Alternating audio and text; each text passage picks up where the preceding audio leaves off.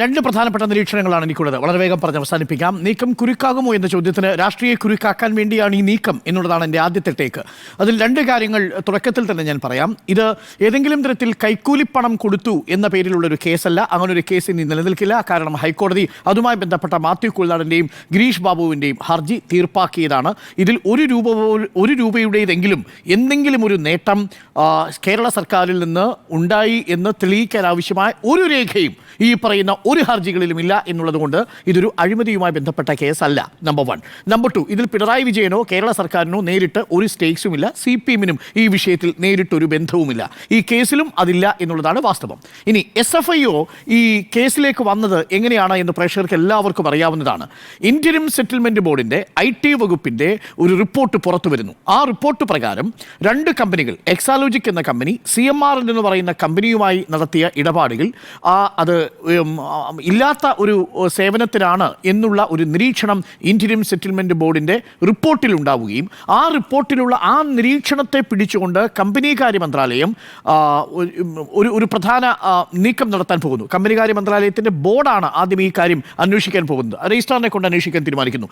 ആ അന്വേഷണം പൂർത്തിയാവുന്നതിന് മുൻപ് മറ്റൊരു അന്വേഷണത്തിന് 212 പ്രകാരമുള്ള അന്വേഷണത്തിന് ഉത്തരവിടുന്നു. ആ 212 പ്രകാരമുള്ള അന്വേഷണം നടത്താൻ SFIOയ്ക്ക് സാധിക്കുമോ എന്നുള്ളതായിരുന്നു സാങ്കേതിക പ്രശ്നം.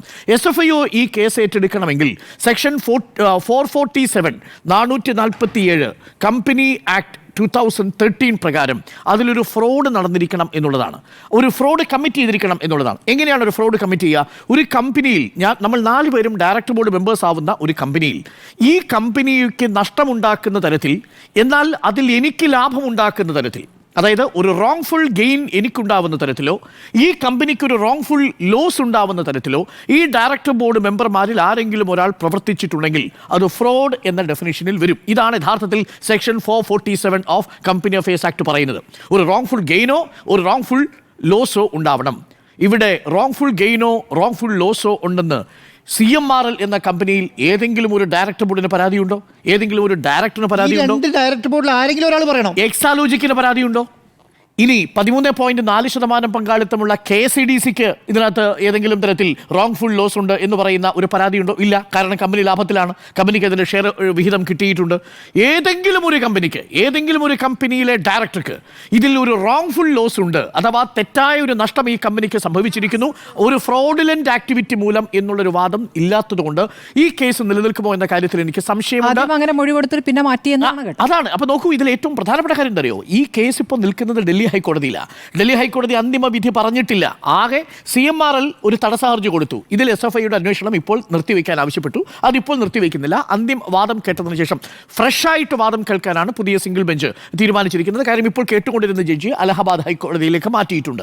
അതുകൊണ്ടാണ് പുതിയ ബെഞ്ച് ഇത് വാദം കേൾക്കാൻ പോകുന്നത്. അതുകൊണ്ട് ഈ കേസ് ഏതെങ്കിലും തരത്തിൽ SFIOയ്ക്ക് ഹൈക്കോടതി അനുമതി നൽകിയതിൻ്റെ അടിസ്ഥാനത്തിൽ ഫയൽ ചെയ്യപ്പെടുന്നതാണ് എന്ന ഒരു ധാരണ വേണ്ട.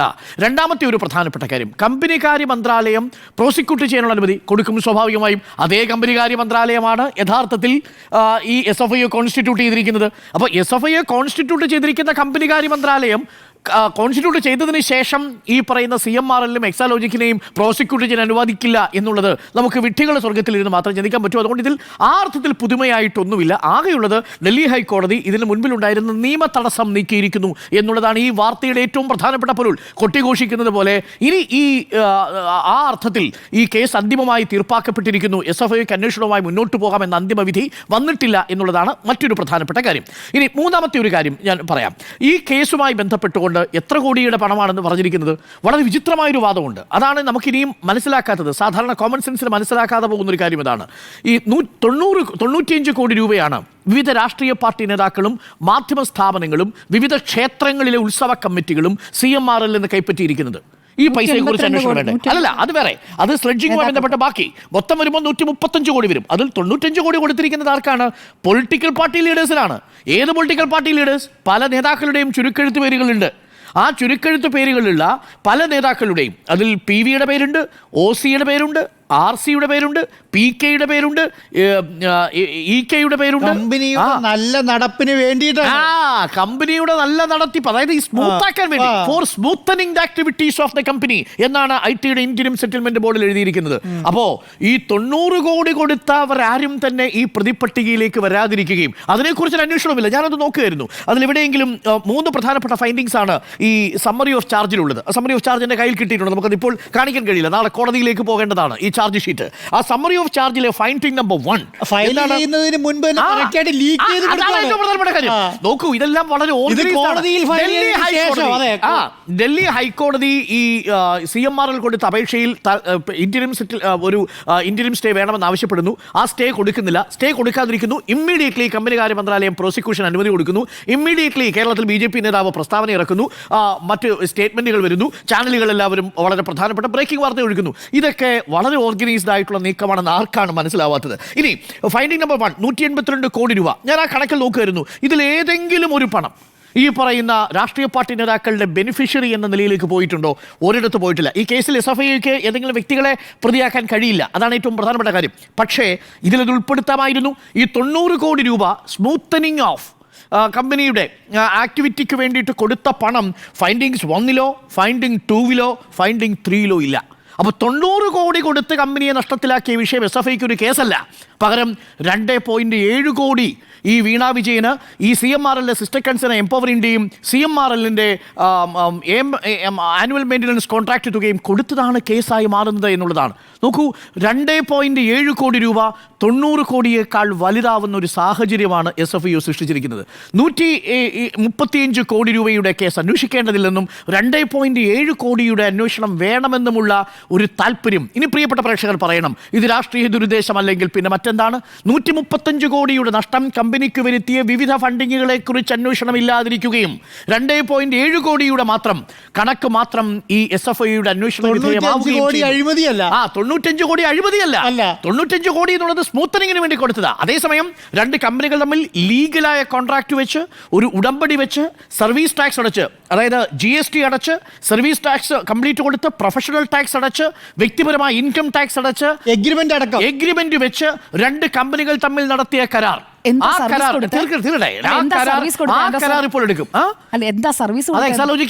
CMRL തമ്മിലുള്ള വിഷയമല്ലേ?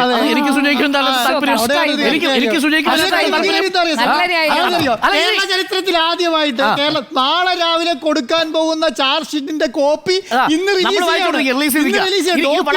ചെയ്യാണ്. നാളെ രാവിലെയാണ് ചാർജ് ഷീറ്റ്. ഇതൊരു കാര്യമുണ്ട്. ഇതേ കാര്യം നമ്മൾ ആരുടെ ചോദിക്കുന്നില്ല. ഈ സ്മൂത്തനിങ്ങിന് വേണ്ടി കൊടുത്തത് എന്തിനാ? എന്ത് സർവീസാ കൊടുത്തത്? പൊളിറ്റിക്കൽ ലീഡേഴ്സ് എന്ത് സർവീസാ കൊടുത്തത്? പൊളിറ്റിക്കൽ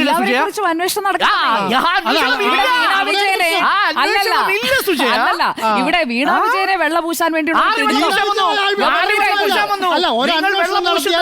135 കോടി രൂപ CMRL നിന്ന് കൈപ്പറ്റിയ രാഷ്ട്രീയ നേതാക്കൾ, 135 കോടി രൂപയിൽ പങ്കുപറ്റിയ മാധ്യമ മുതലാളിമാർ, 135 കോടിയിൽ ഏതെങ്കിലും തരത്തിൽ ഏതെങ്കിലും പാർട്ടിയുടെ മുഖപ്രസംഗം എഴുതാൻ വേണ്ടിയിട്ട് ചെലവഴിച്ചിട്ടുണ്ടോ? അന്വേഷിക്കേണ്ടതാ.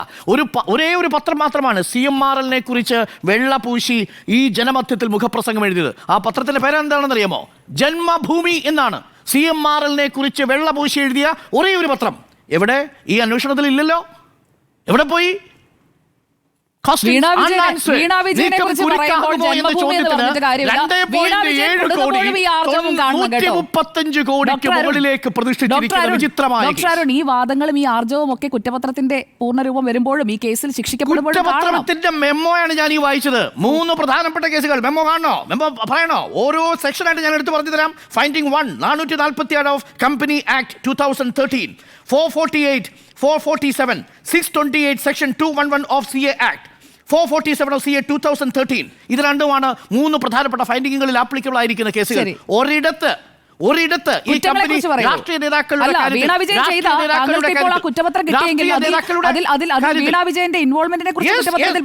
Fraudulent payments of rupees 2.7. അപ്പൊ പിന്നെ 135 കോടി എന്താ? ഷോൺ ജോർജിന്റെ പരാതി എന്തായിരുന്നു? പരാതിയിലാണ്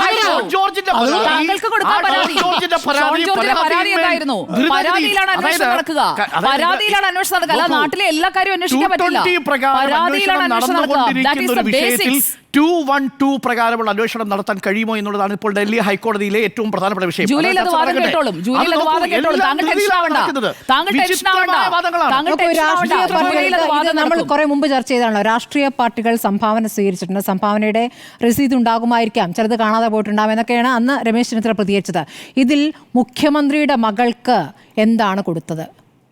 മുഖ്യമന്ത്രിയുടെ മകൾക്ക് എന്താണ് കൊടുത്തതെന്നൊരു ചോദ്യം ഉണ്ടല്ലോ. അതെങ്ങനെയാ അന്വേഷണത്തിന് ആത്മാർത്ഥതയിലൊന്നും ഒരു വിശ്വാസമില്ല. ഞാൻ പറയുന്നത് ഈ അന്വേഷണം ഇതിൽ വാങ്ങിയിട്ടുമുണ്ടാകും, ഈ മകൾ എന്ന നിലയ്ക്ക് കൊടുത്തിട്ടുമുണ്ടാകും എന്ന് തന്നെയാണ് ഞാൻ വിശ്വസിക്കുന്നത്. പക്ഷേ ഈ അന്വേഷണം ഒന്നും എങ്ങോട്ടും എത്താൻ പോകുന്നില്ല. ഇതിങ്ങനെ കുരുക്കും, ഇങ്ങനെ കാണിക്കും, പകരം ഇവിടെ നിന്ന് വലിയൊരു വിട്ടുവീഴ്ച അപ്പുറത്തേക്കും ഉണ്ടാകും. അതാണ് എനിക്ക് മനസ്സിലാവാത്തത്.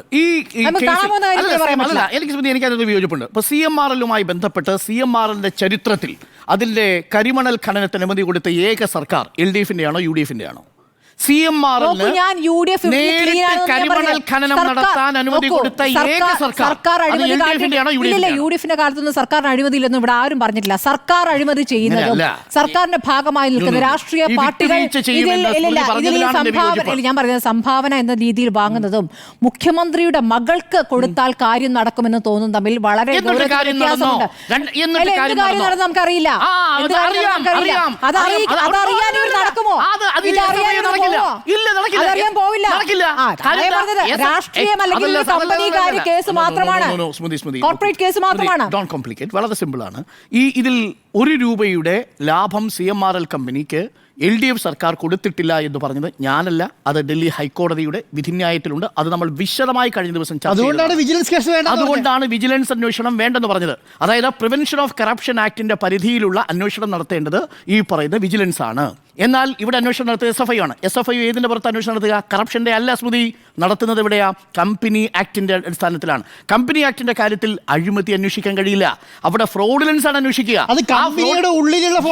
അത് 2 കമ്പനികൾ തമ്മിലാണെങ്കിൽ ഏതെങ്കിലും ഒരു കമ്പനിക്ക് കമ്പനിയിലെ മാനേജർ, അതാണ് ഞാൻ തുടക്കത്തിൽ സൂചിപ്പിച്ചത്. അപ്പോൾ ഈ വിഷയത്തിൽ എങ്ങനെയാണ് നിങ്ങൾ കറപ്ഷൻ കേസ് കൊണ്ടുവരിക?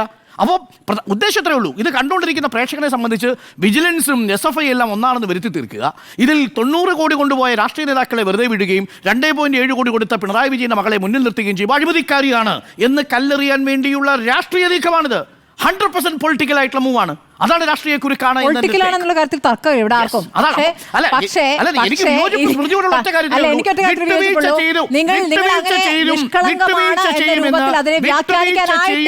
വിട്ടുവീഴ്ച ചെയ്യുമെന്ന് സ്മൃതി പറഞ്ഞതിനോട് മാത്രമേ എനിക്ക് വിയോജിപ്പുള്ളൂ. കാരണം കേരളത്തിൽ ഒരേ ഒരു സർക്കാരെ CMRL-ന് വേണ്ടിയിട്ട് നിലപാടെടുത്തിട്ടുള്ളൂ. അത് UDF സർക്കാരാണ്. അത് 2004-ലാണ്. അത് AK ആന്റണി സർക്കാരിന് ശേഷം അത് ഉമ്മൻചാണ്ടി സർക്കാരാണ്. 10 ദിവസത്തേക്ക് CMRL-ന് ഈ പറയുന്ന കരിമണൽ ഖനനം ചെയ്യാനുള്ള അനുമതി കൊടുത്തത് കേരളത്തിലെ UDF സർക്കാരാണ്. അത് വേണ്ടെന്ന് വെച്ചത് VS സർക്കാരാണ്. അതിന് ശക്തമായതിനെ പ്രതിഷേധം നടത്തിയത് VM സുധീരനാണ്. അതിനുശേഷം 10 ദിവസത്തിന് ശേഷം എന്താണ് ഈ കേരളത്തിൽ നടന്ന് നമ്മൾ കണ്ടത്? അതിനുശേഷം കേന്ദ്ര നിയമം 2019 വരുമ്പോൾ മാത്രമാണ് പൊതുമേഖലയിൽ ഉമ്മൻചാണ്ടിയുടെ 3 മക്കളിൽ ആർക്കും ഇതുപോലെ ഇല്ലാത്ത സേവനത്തിന് കാശ് കൊടുത്തിട്ടില്ല. അതാണ് പ്രശ്നം. നേരിട്ട് OC-യുടെ പേരുണ്ട് അവിടെ. നേരിട്ട് അവിടെ കണ്ടതിനെ കുറിച്ച് എന്താ പറയാ? അതാരാണ് ഓൺ ചെയ്യേണ്ടത്? ആരാ? പക്ഷേ ഇവിടെ രമേശ് ചെന്നിത്തല ഓൺ ചെയ്തു.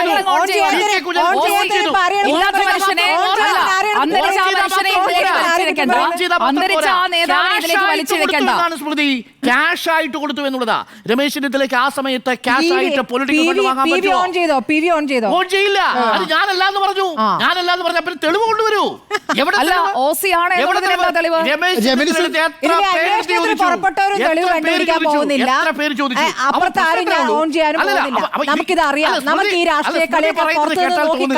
സ്മൃതി പറയുന്നത് കേട്ടാൽ തോന്നുക CMRL-ലുമായി ബന്ധപ്പെട്ട വഴിവിട്ട നീക്കങ്ങൾ നടത്തി CMRL-ന് ലാഭമുണ്ടാക്കിയത് LDF സർക്കാരാണ്. വാസ്തവവിരുദ്ധ അല്ലേ?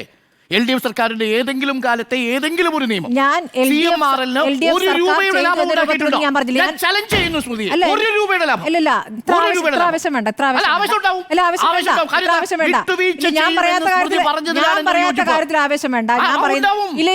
ഇതിലെ ഉദ്യോഗസ്ഥർ തന്നെ ആദ്യം കൊടുത്ത മൊഴി പിന്നെ മാറ്റി എന്നൊക്കെയുള്ള തെളിവുകൾ നമ്മൾ എവിടെ കൊടുത്ത മൊഴി?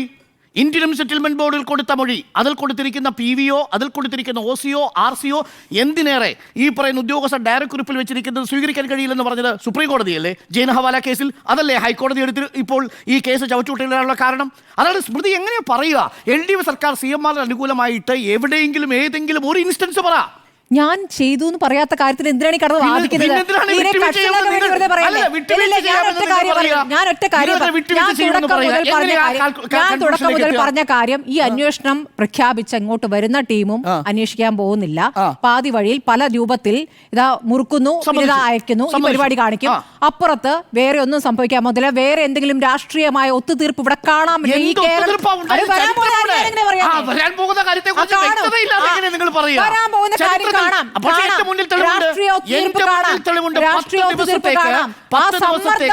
ആ സമ്മർദ്ദമാണ് കേന്ദ്ര സർക്കാർ ചെലുത്തുന്നത്. അനുമതി കൊടുത്ത സർക്കാർ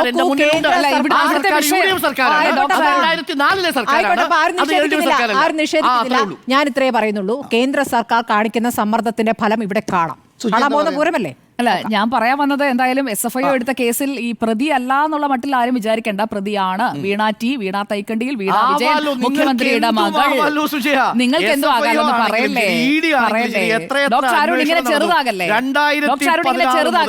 അന്വേഷണം നടത്തിയാണ് രാജ്യത്തെ ഒരു ഏജൻസി അന്വേഷണം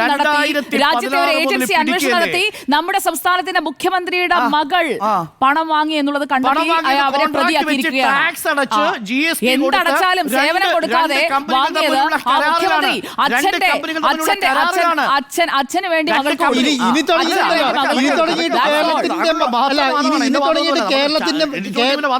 ഇനി തുടങ്ങിയിട്ട് കേരളത്തിന്റെ മന്ത്രിമാർക്കെല്ലാം ശമ്പളം കൊടുക്കാൻ പറയണം. എന്താ പറയുക, ഒരു പണിയെടുക്കാൻ പാടില്ലല്ലോ. പണിയെടുത്താൽ കമ്പനി നടത്തിയ പ്രശ്നമാണ്, പണിയെടുത്ത പ്രശ്നമാണ്, ജോലി എടുത്ത പ്രശ്നമാണ്, കോൺട്രാക്ട് വെച്ച പ്രശ്നമാണ്. ഇനിയെല്ലാം കമ്പനി എന്തൊക്കെയായിരുന്നു ബിരിയാണിയിലെ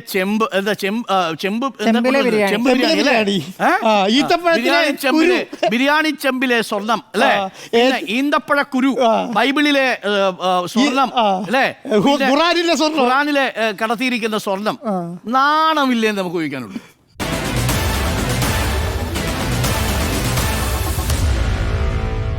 Meet the editors.